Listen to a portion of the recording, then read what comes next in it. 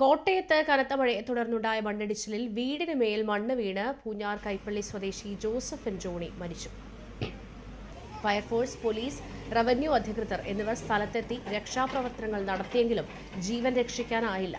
പ്രദേശത്ത് കൂടുതൽ മണ്ണിടിച്ചിലിന് സാധ്യതയുണ്ടെന്ന് അധികൃതർ മുന്നറിയിപ്പ് നൽകി.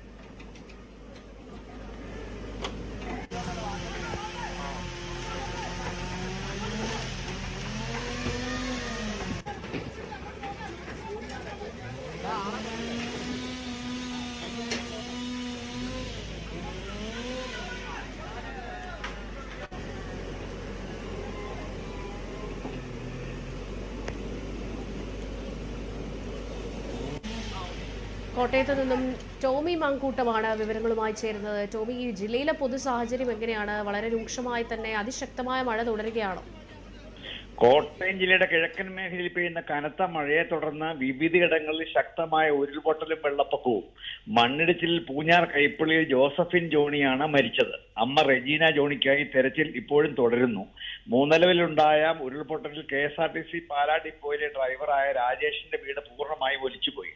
അപകടത്തിൽ രാജേഷിന്റെ ഭാര്യയ്ക്ക് പരിക്കേറ്റിട്ടുണ്ട്. പൂഞ്ഞാർ പയ്യാനിത്തോട്ടത്തിൽ ഉരുൾപൊട്ടലിനെ തുടർന്ന് വീട് മണ്ണിനടിയിലായി. കൂട്ടിക്കൽ പഞ്ചായത്തിലെ കുടുങ്ങിയിലും ഉരുൾപൊട്ടൽ റിപ്പോർട്ട് ചെയ്തിട്ടുണ്ട്. മീനച്ചിൽ, കാഞ്ഞിരപ്പള്ളി താലൂക്കുകളിലെ വിവിധ ഭാഗങ്ങളിൽ നേരിയ ഉരുൾപൊട്ടലുകൾ ഉണ്ടായിട്ടുണ്ട്. കനത്ത മഴയെ തുടർന്ന് ജില്ലയിലെ 6 കേന്ദ്രങ്ങളിൽ നിലവിൽ ദുരിതാശ്വാസ ക്യാമ്പുകൾ തുറന്നിട്ടുണ്ട്. മീനച്ചിലാറും മണിമലയാറും കരകവിഞ്ഞു. റോഡ് ഗതാഗതം തടസ്സപ്പെട്ടു. കനത്ത മഴയിൽ പുഴകളും തോടുകളും കരകവിഞ്ഞ് ഒഴുകിയതോടെ താഴ്ന്ന പ്രദേശങ്ങളെല്ലാം വെള്ളത്തിനടിയിലായി. കൂട്ടിക്കൽ, ഈരാറ്റുപേട്ട, പാലാ ടൗണുകളിൽ വെള്ളം കയറി. മുണ്ടക്കയം കോസ്വേ പൂർണ്ണമായും വെള്ളത്തിനടിയിലായിട്ടുണ്ട്. മണിമലയാറ്റിൽ ജലനിരപ്പ് ഉയർന്നതിനെ തുടർന്ന് പുനലൂർ മൂവാറ്റുപുഴ റോഡിലെ മണിമല ടൗണ്, മണ്ണനാണി, വാഴൂർ മണിമല റോഡ് എന്നിവിടങ്ങളിൽ വെള്ളം കയറി.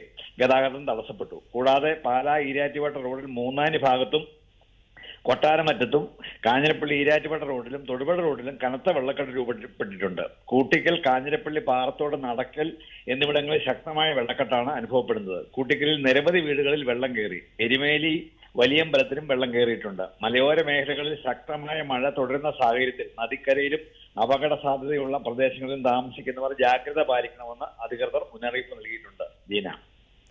ശരി, കോട്ടയം ജില്ലയിലും അതീവ ഗുരുതര സാഹചര്യം തന്നെ നിലനിൽക്കുന്നു. ശക്തമായ മഴ തുടരുന്ന ഒരു സാഹചര്യം. ഇതിനെ തുടർന്ന് വ്യാപക നാശനഷ്ടം തന്നെയാണ് ജില്ലയിൽ റിപ്പോർട്ട് ചെയ്തിരിക്കുന്നത്. ടോമി മാങ്കൂട്ടമാണ് വിവരങ്ങൾ നൽകിയത്.